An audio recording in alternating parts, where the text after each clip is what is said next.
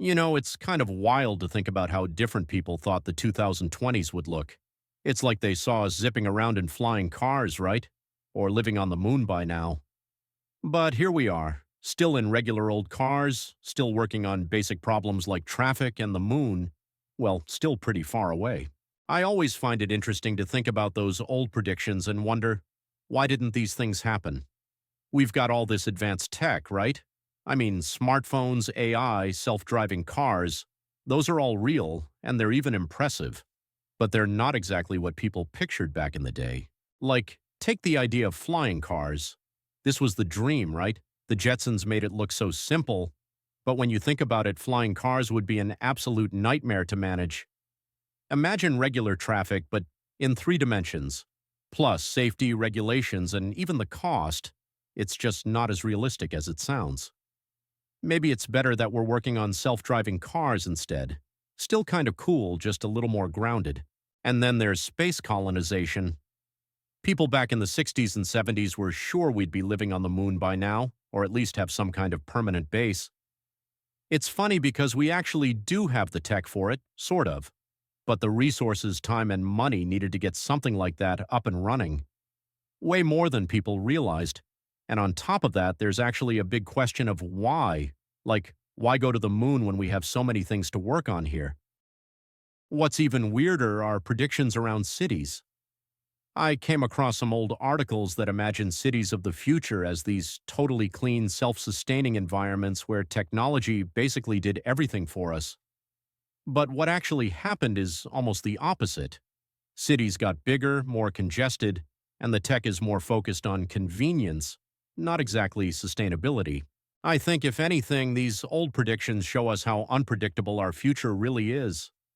It's easy to look back and laugh at them, but they actually tell us a lot about the people making them, about their hopes, their fears, and what they thought was important.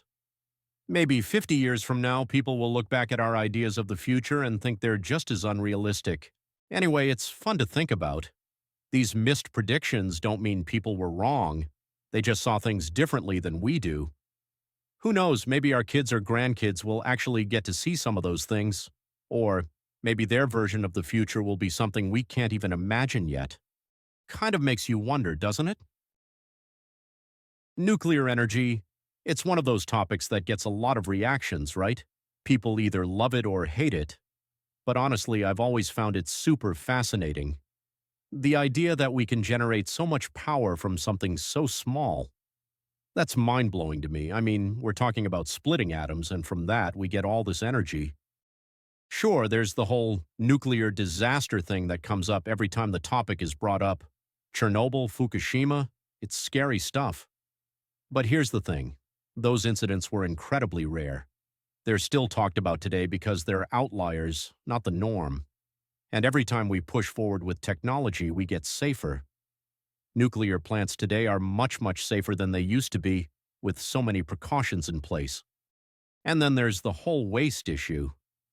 Yeah, nuclear waste is a big problem, no question about it. The stuff stays radioactive for thousands of years, which is kind of terrifying. But we've been working on solutions for decades. There's research into ways to recycle or even burn up that waste. And then if we ever do manage to figure out fusion, like real fusion, it would change everything. No waste, unlimited clean energy. That's the dream. But here's the kicker. When you look at the alternatives like burning fossil fuels, nuclear actually starts to look a little more attractive. We're already seeing the effects of climate change, and burning coal and oil is just making things worse. Nuclear, while not perfect, has a much smaller carbon footprint. And yeah, I know people say renewables are the answer, but the reality is we're not there yet. Wind and solar are great, but they don't provide consistent power on their own. Nuclear, though, that can provide steady, reliable energy. It's easy to just look at nuclear energy as this big, dangerous thing and write it off completely, but when you take a step back and look at the bigger picture, maybe it's worth thinking about a little differently. It's a tool that, if used properly, could really make a difference in how we power the world, cleaner and more efficiently. But hey, that's just my opinion. You don't have to agree with me. This is a huge topic with a lot of different perspectives. But I think it's one worth thinking about, especially if we're serious about tackling climate change. Conspiracy theories. We all know about them, right? Whether it's the moon landing, secret societies, or flat Earth, there's no shortage of wild ideas floating around. And it's not just some fringe group.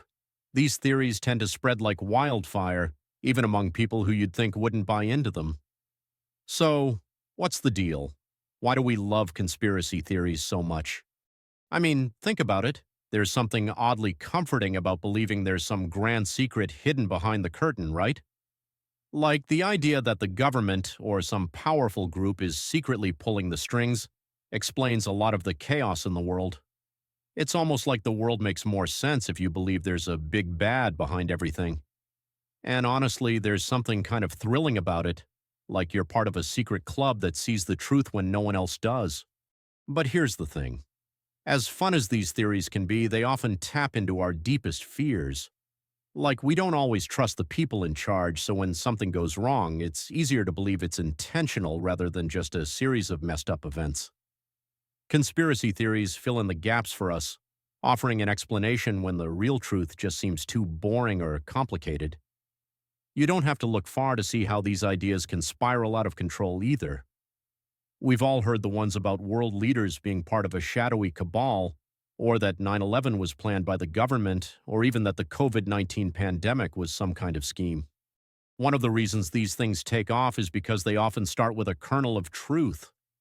Maybe something doesn't add up, or there's a little bit of mystery to a historical event, and suddenly people start to fill in the blanks. If you dig deep enough into any major event, you'll find some weird details, and if you've ever been down a rabbit hole online, you'll know how easy it is to get sucked in. Once you start questioning one thing, you start to question everything, right? Another thing that fuels conspiracy theories is the internet. It's like the perfect breeding ground for them. Anyone can create content, share it, and get it to go viral. It's also a place where people with similar beliefs can find each other, no matter how far-fetched their ideas are. You get these online communities where everyone just reinforces each other's beliefs, whether they're about aliens, the Illuminati, or whatever else. It can be hard to tell the difference between what's legit and what's pure fiction, especially when you've got influencers and experts spinning these elaborate stories. And let's not forget about confirmation bias.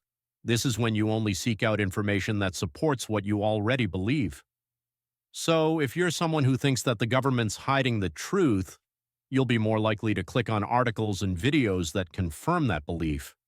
It's like finding a piece of the puzzle that makes everything else fit, even if it doesn't actually fit the bigger picture.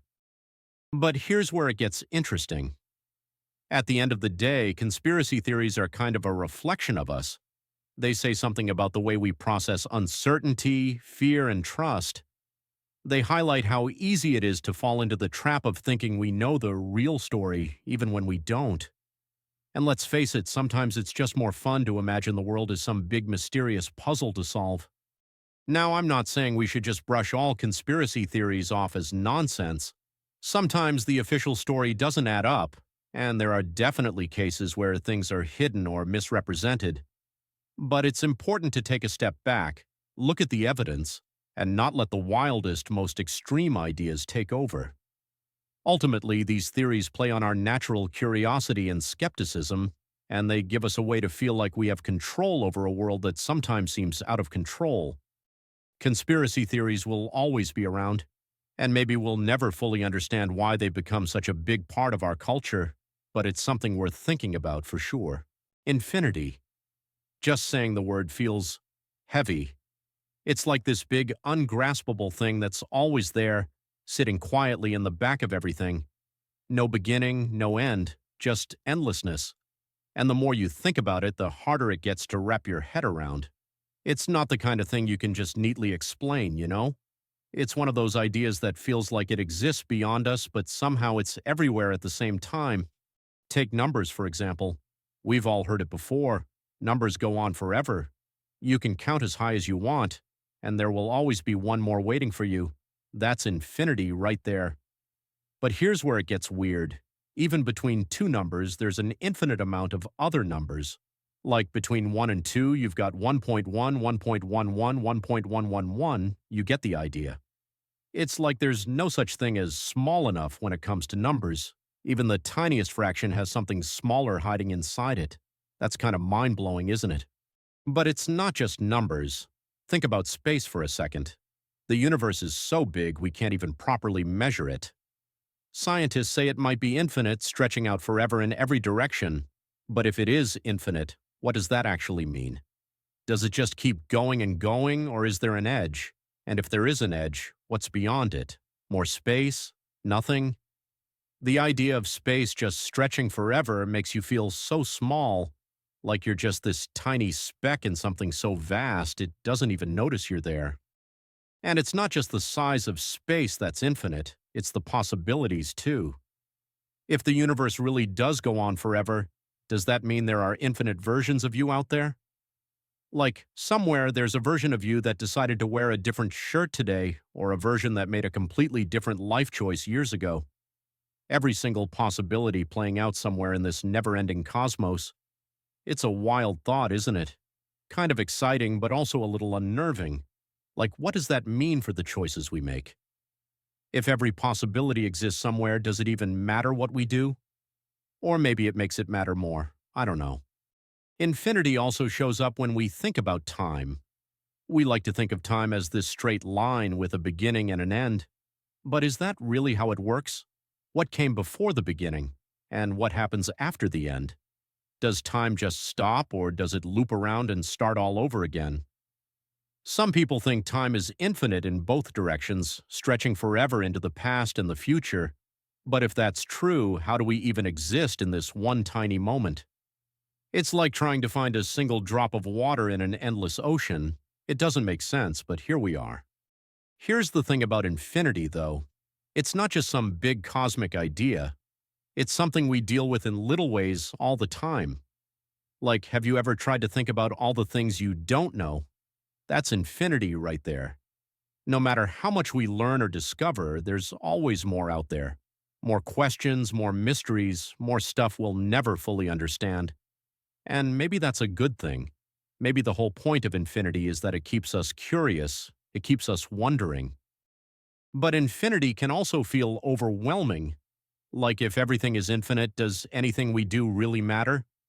It's easy to get lost in that kind of thinking. But maybe infinity isn't about making us feel small or insignificant. Maybe it's just a reminder that the world, and everything in it, is bigger and stranger than we can ever imagine. And that's okay. We don't have to understand it all. We probably never will. But we can appreciate it. We can wonder about it. And maybe that's enough. Infinity is one of those concepts that's hard to talk about without sounding a little philosophical. It's one of those things that just exists, whether we like it or not. We can't measure it or fully explain it, but we can feel it. It's in the endlessness of the stars, the unending possibilities of numbers, and the way time just keeps moving forward no matter what. It's humbling, but it's also kind of beautiful. Like, even though we're just tiny pieces of this infinite puzzle, we're still part of it. And maybe that's the most amazing thing of all. Anyway, that's how I see it. You don't have to agree. This is just my take.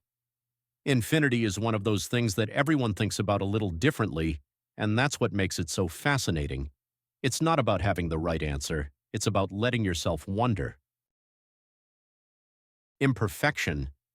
It's funny how that word can feel so negative, like something's broken or incomplete. But the more I think about it, the more I wonder, what if imperfection isn't a bad thing at all?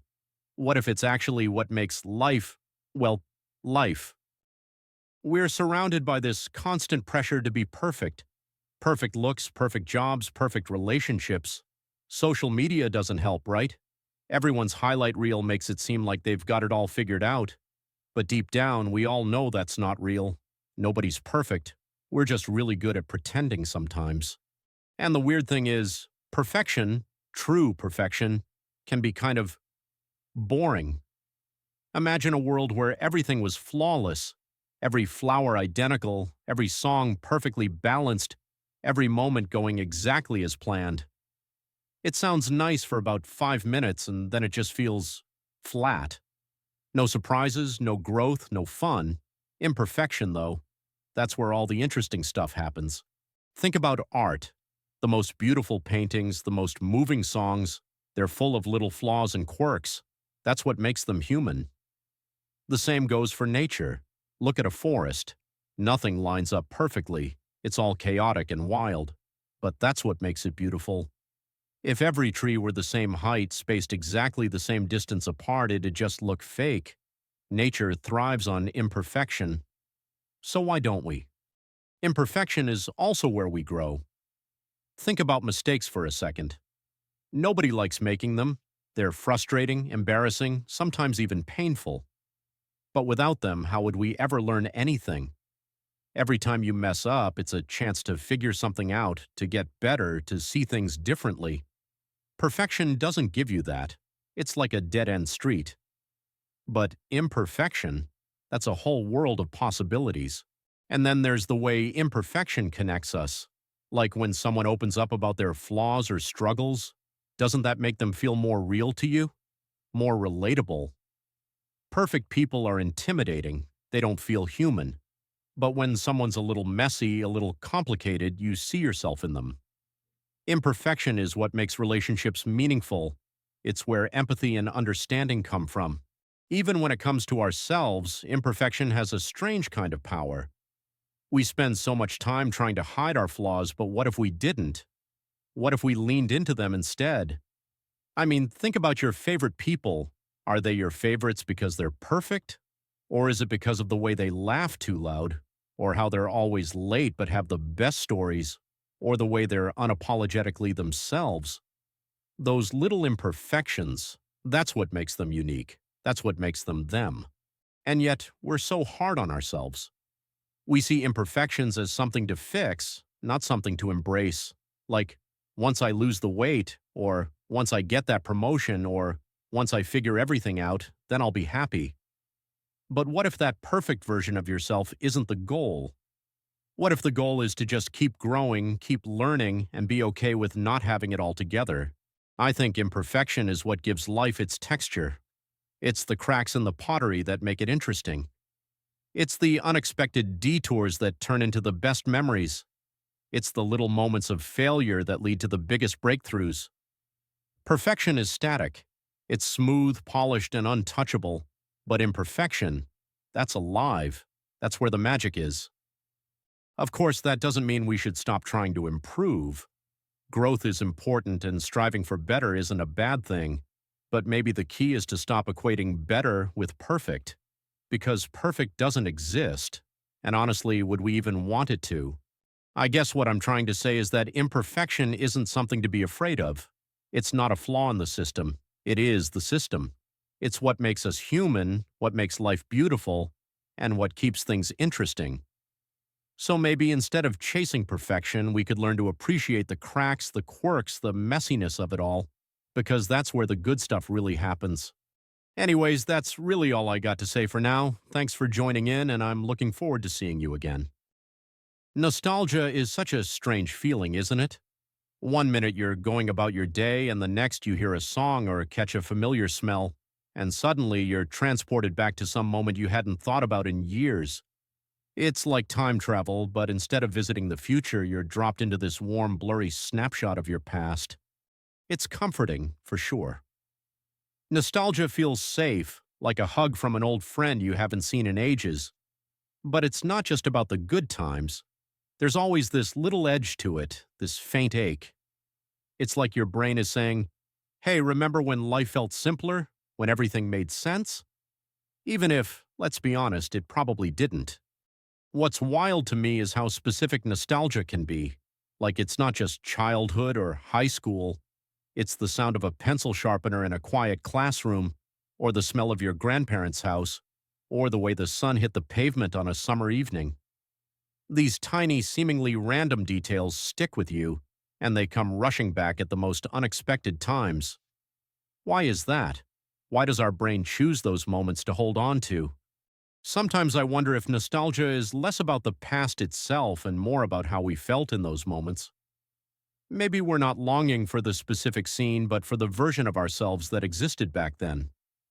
The version that hadn't faced certain struggles yet, or hadn't learned certain lessons the hard way.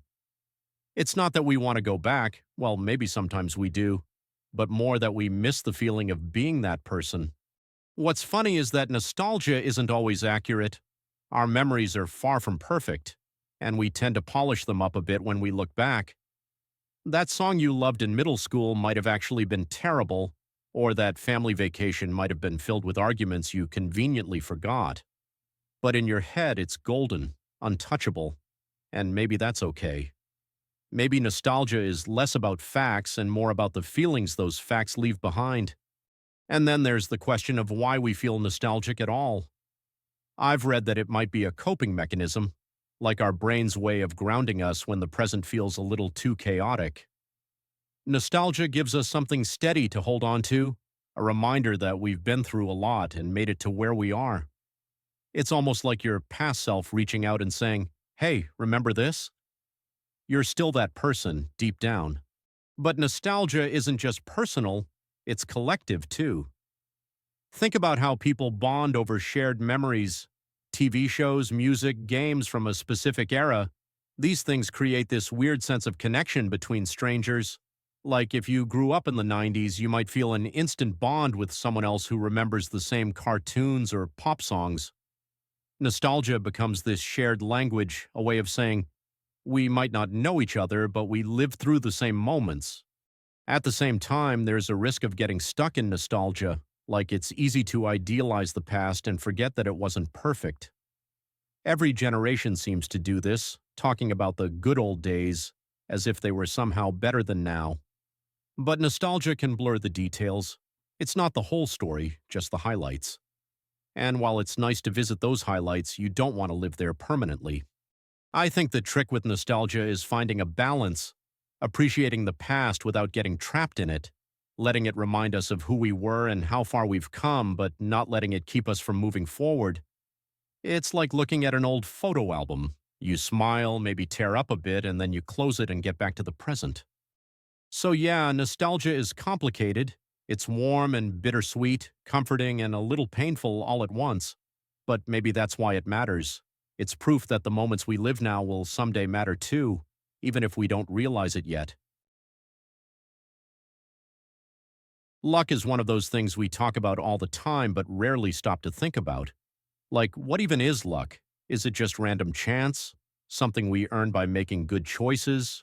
Or maybe it's all in our heads, a mindset we create to make sense of the chaos around us. For as long as I can remember, luck has been this slippery concept. Some people seem to have it in spades, winning raffles, finding money on the ground, always getting the green lights on their drive. Others, not so much. It's easy to look at someone who's doing well and say, wow, they're so lucky. But is that really all it is? Luck, or is there something more to it? Let's start with the idea that luck is just random, pure chance, a coin flip, a roll of the dice. Statistically, it makes sense. If there's a 1 in 10 chance of something good happening, then eventually someone's going to be that one. Maybe luck is just probability playing out in real time, and we happen to notice when it works in our favor. Like when you guess the right answer on a multiple choice test, was that skill, or was it luck? But then there's this whole other idea that we create our own luck, the you make your own opportunities crowd, and honestly, there's some truth to it. If you're prepared, hardworking, and willing to take risks, you might end up in situations where luck has more chances to strike. Think about someone landing their dream job. Sure, luck might have played a role. Maybe they met the right person at the right time, but they also had to have the skills and drive to seize that moment. Maybe luck isn't random. Maybe it's just opportunity meeting preparation. Still, there's this third angle that's harder to pin down, the mindset piece. Some people believe that if you see yourself as lucky, you're more likely to notice and attract positive outcomes. It's like when you're in a good mood, everything feels brighter. Maybe luck works the same way. If you think of yourself as unlucky, you might overlook the good breaks you do get. On the flip side, seeing yourself as lucky might make you more open to the possibilities around you, which could lead to more lucky moments. Then there's the darker side of luck, or the lack of it. Because let's face it, sometimes bad luck is all too real. You can do everything right, and life still throws a curveball. A missed opportunity, an accident, being in the wrong place at the wrong time. It's frustrating to think about how little control we have over these moments, and yet even then, how we react to that bad luck might matter more than the bad luck itself. Does it define us, or do we adapt and move forward? Something I find interesting is how luck changes depending on culture. Some people carry lucky charms or follow rituals, believing they can sway luck in their favor, like crossing your fingers, knocking on wood, or avoiding walking under ladders. Even if these actions don't actually change outcomes, they can give us a sense of control, and maybe that belief is powerful enough to feel like it works. Luck also feels different depending on what you're looking at. Winning the lottery? Random. Getting through a tough time thanks to a supportive friend group? Maybe not so random. It's easy to focus on the big moments of luck, but what about the smaller, everyday ones? Like finding a great parking spot or bumping into an old friend when you needed it most. Are those moments any less valuable just because they're small? At the end of the day, maybe luck is a mix of all these things. A little randomness, a little preparation, and a little mindset. And maybe it doesn't matter so much how we define it. What matters is how we respond to it, whether we embrace the good moments and learn from the bad ones or just let it pass us by. Luck, good or bad, reminds us that life is unpredictable and that unpredictability can be both terrifying and exciting. So yeah, luck is a mystery, and maybe it's meant to stay that way. Trying to figure it out might be like trying to catch smoke, but that doesn't mean we can't appreciate it when it shows up or find ways to make the most of it when it does. Living forever, it's the kind of idea that sparks equal parts fascination and dread. On the surface, it feels like the ultimate wish, endless time to live, love, explore, and become whoever you want. But when you really dig into it, immortality raises some tricky questions. Would it be a gift or a curse? How would it change the way we live, think, and connect with others? Let's start with the bright side, the fantasy. Imagine waking up every day knowing that time wasn't a limitation. You could pursue every passion you've ever dreamed of. Want to become a world-class musician? Spend a few decades practicing. Always wanted to write a book? Take as long as you need to get it just right. Every hobby, every career, every adventure that feels out of reach because life's too short would suddenly be possible. Then there's the idea of discovery. Living forever would mean seeing humanity's progress unfold in real time. Think about it. Every new scientific breakthrough, every cultural revolution, every first step into the unknown. You wouldn't just read about history, you'd witness it firsthand. The thought of experiencing the rise and fall of civilizations, the evolution of technology, even the eventual exploration of other planets, it's incredible to imagine being part of it all. And on a more personal level, think about how much time you'd have to grow. No rush to get things done in your 20s or 30s. You could take your time figuring out who you are and what you want.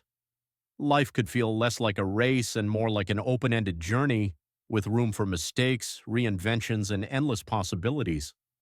But then the cracks start to appear. For one, there's the question of motivation. When you know time is unlimited, does anything really feel urgent?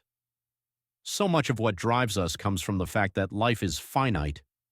Deadlines push us to finish projects. Knowing that we'll only be here for a short time makes us savor the little moments, the big achievements, and everything in between. If you take that away, does life lose some of its spark? And then there's the emotional weight of immortality. Imagine outliving everyone you love, watching friends, family, and partners come and go, generation after generation. At some point, the grief might feel unbearable. Would you keep forming new connections, knowing they'll all end the same way? Or would you start to close yourself off, living a life of solitude to protect yourself from the pain? There's also the risk of boredom. Forever is a long time, longer than we can even comprehend. Sure, the first few centuries might feel exciting, but after a while, wouldn't things start to feel repetitive? Once you've explored every corner of the world, mastered every skill, and tried every possible experience, what's left? Even the most adventurous spirit might struggle to stay curious after thousands of years. And let's talk about the practical issues. If everyone were immortal, the planet would face some serious challenges. Overpopulation is already a concern, and if people stopped aging and dying, it could spiral out of control. Resources would become scarcer, and governments might have to make tough decisions about who gets to have children, or even who gets access to immortality in the first place. Which brings us to another big question: who gets to live forever? If immortality were a technology or treatment, it probably wouldn't be available to everyone. Would it only be for the wealthy, creating an even bigger divide between the rich and poor? Would powerful people use it to stay in control indefinitely, never stepping down from leadership roles because they simply don't age? Immortality could easily become a tool for inequality, amplifying the problems we already have. But let's shift gears for a second. What if immortality wasn't just about avoiding death, but about exploring what it means to live? Maybe the real appeal isn't in the idea of forever, but in the idea of having more time. Time to fix mistakes, mend relationships, and leave a lasting impact. There's a hope that given enough time, humanity could figure out how to solve its biggest challenges: climate change, poverty, inequality. Maybe immortality isn't just about individuals, but about the progress of society as a whole. Still, there's something undeniably special about life being temporary. The fact that it ends gives it meaning. It forces us to cherish moments, to make choices, to live fully. Without that finality, does life lose some of its beauty? Would we start taking things for granted, knowing we have infinite chances to get it right? I don't know if I'd want to live forever. Part of me is drawn to the idea, the endless potential, the chance to see what comes next. But another part of me feels like it might be too much time, too much loss, too much weight to carry. Maybe life is meant to have an end so that we value it more while we have it.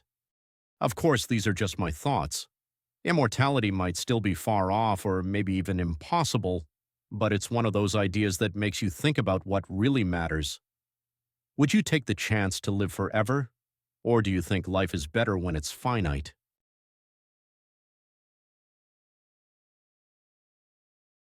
Have you ever looked at something, maybe a realistic robot, a wax figure, or even a CGI character, and felt off? Not scared exactly, but uneasy, unsettled, like your brain couldn't decide if it was looking at a person or something pretending to be one. That strange sensation has a name: the uncanny valley. The term was first coined by a Japanese roboticist, Masahiro Mori, back in the 1970s. The idea is pretty simple. As robots, animations, or other human-like creations become more lifelike, our emotional response to them generally improves, until they get too close to looking like us. At that point, our comfort level plummets into a metaphorical valley, hence the name. We go from thinking, "Oh, that's cool," to, "What is that, and why does it make me feel so weird?" But what's behind this reaction? Why does something almost human creep us out more than something clearly inhuman, like a cartoon? And why do so many people report similar feelings when encountering these uncanny figures? To answer these questions, we need to dive into psychology, evolution, and maybe even a little bit of science fiction. Let's start with a theory that might send a chill down your spine. What if our discomfort with the uncanny valley stems from something in our evolutionary past? What if at some point humans needed to fear something that looked almost like us, but wasn't us? Think about it. Early humans lived in a world where survival depended on spotting danger quickly. If something or someone acted strangely, it might be a threat. It could be a sick person, an outsider, or even a predator camouflaged in a way we can't fully comprehend today. That unease we feel when we see something almost human but not quite right might be an ancient defense mechanism kicking in. It's as if our brains are saying, "This looks like a person, but there's something wrong, stay alert." And here's where it gets even weirder. Some researchers suggest that the uncanny valley might not just be about robots or wax figures. It might also tie into déjà vu, that strange feeling of familiarity when you're certain you've never experienced something before. Both sensations, déjà vu and the uncanny valley, seem to involve a kind of mental misfire. Your brain is processing something in a way that doesn't quite add up, leaving you with an eerie, disoriented feeling. What's especially fascinating is how both phenomena seem to mess with our sense of reality. Deja vu feels like you've been somewhere before when you haven't. The uncanny valley tricks your brain into thinking something is human when it's not. In both cases, our minds are grappling with contradictions, and that discomfort might stem from our brain's inability to resolve them. Now, let's bring this back to the modern world. The uncanny valley is everywhere today, especially as technology continues to blur the line between artificial and human. Have you ever seen one of those hyper-realistic robots, like the ones being developed in Japan? Their faces are designed to mimic human expressions almost perfectly, but their movements often give them away. It's unsettling, like watching a puppet with invisible strings. Or think about movies that use CGI to recreate human characters. Remember the CGI version of Princess Leia in Rogue One or the digital de-aging in The Irishman? While the technology is impressive, many viewers couldn't help but feel that something was slightly off. Those characters inhabit the uncanny valley, where their almost human appearance makes us hyper-aware that they're not real. But maybe the uncanny valley isn't just about fear or discomfort. Maybe it's also a mirror, one that forces us to confront what it means to be human. When something so closely resembles us but lacks the spark of life, it makes us question what separates us from machines or imitations. Is it our emotions, our ability to think abstractly, or is it something deeper, like the essence of our consciousness? Whatever the answer, the uncanny valley taps into something primal, something we don't fully understand but can't ignore. It's a reminder that as much as we like to think of ourselves as rational beings, there are parts of our brain that operate on instinct, on feelings we can't always explain.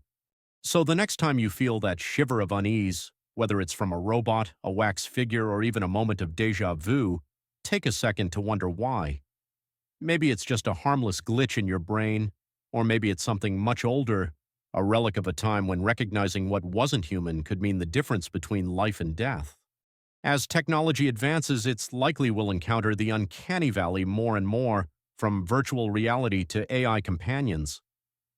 And while we might never fully understand why it unsettles us, one thing's for sure: the uncanny valley is here to stay, challenging us to question what it truly means to be human.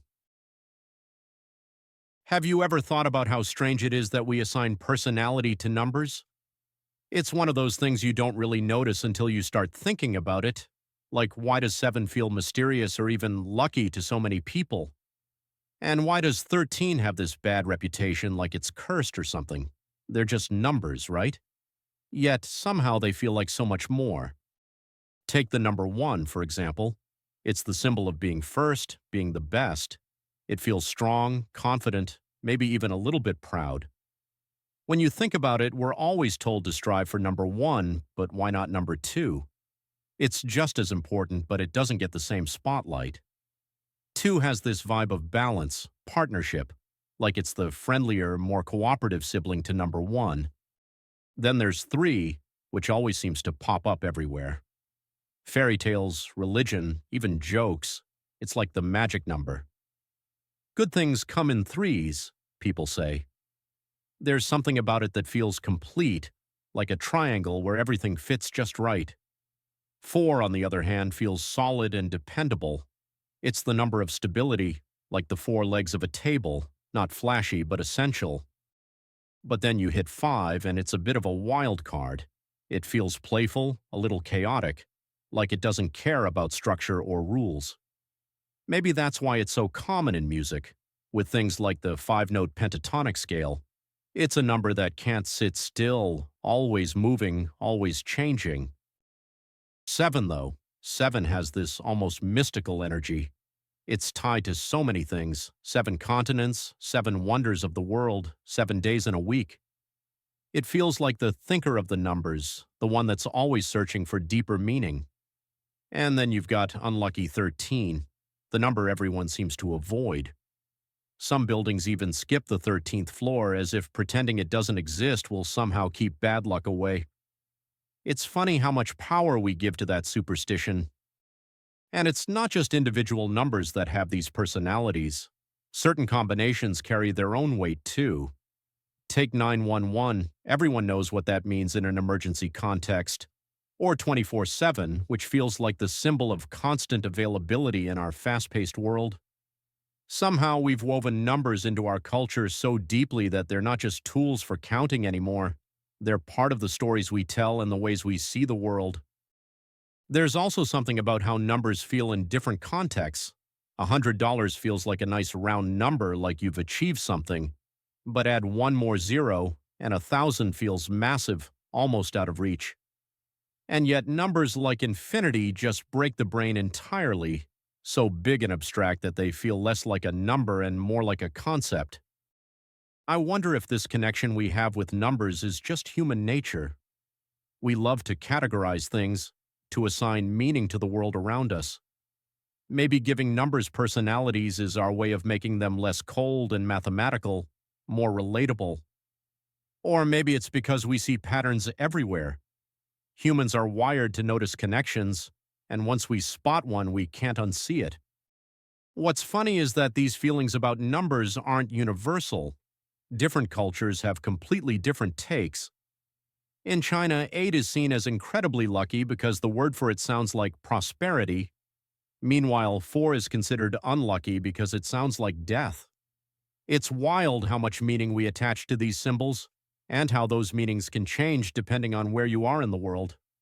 I guess what I'm saying is that numbers are more than just tools for math. They're part of how we interpret life, how we find meaning in the everyday. So the next time you catch yourself saying you have a lucky number or avoiding a certain date, maybe think about why. Are you buying into an old superstition, or is there something deeper at play?